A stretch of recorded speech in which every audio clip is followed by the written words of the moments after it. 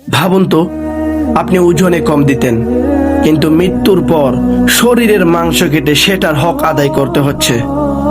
ঘটনাটি তারেক নামে এক ব্যক্তির। সে ছিল খুবই লোভী এবং ধান্দাবাজ মাংস ব্যবসায়ী। সে মানুষকে মাংস বিক্রি করার সময় ওজনে কম দিত আর ভাবতো সে একদিন এতে করে বড় একজন ব্যবসায়ী হয়ে যাবে। এভাবে চলতে থাকে, কিন্তু একদিন হঠাৎই মাংস কাটার সময় তার মৃত্যু হয়। সবাই তার জানাজা পড়ে তাকে কবর দিয়ে দিল। তখনই শুরু হলো আসল শাস্তি।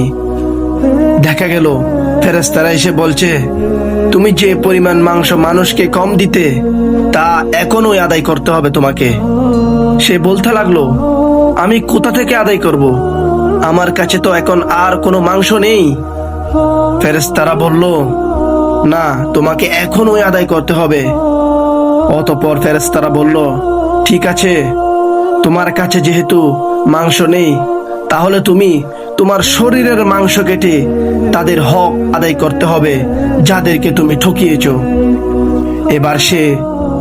এবার সে নিজের শরীর থেকে মাংস কেটে সেই অংশ আদায় করছে আর কষ্টে চিৎকার করছে, এবং সে সেই অবস্থায় বলতে লাগলো, আফসোস, আমি যদি মানুষকে এভাবে না ঠকাতাম তাহলে আজকে আমার এই পরিণতি হতো না।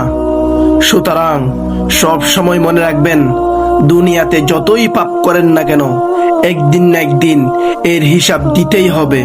মৃত্যুর পরে হলেও দিতে হবে। আপনি কি চিনেন এমন কোনো ঠকবাজ ব্যবসায়ীকে? কমেন্টে জানান।